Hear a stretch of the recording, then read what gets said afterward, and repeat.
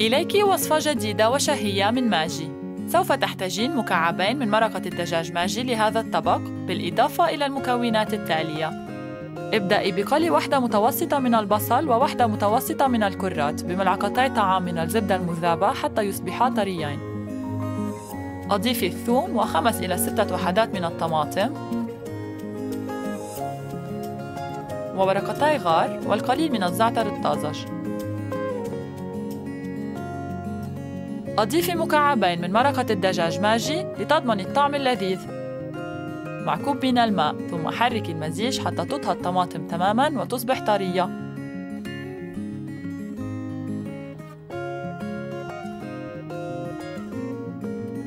أضيفي نصف كوب من الكريمة لتكتمل الصلصة.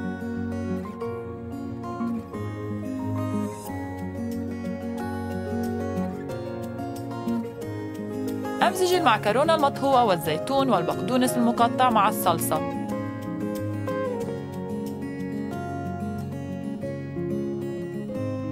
وأضيف القليل من جبنة البارميزان.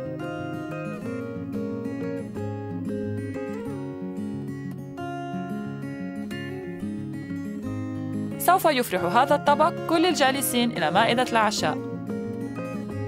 زوري صفحة ماجي أريبيا على فيسبوك للمزيد من المعلومات حول هذه الوصفة وغيرها.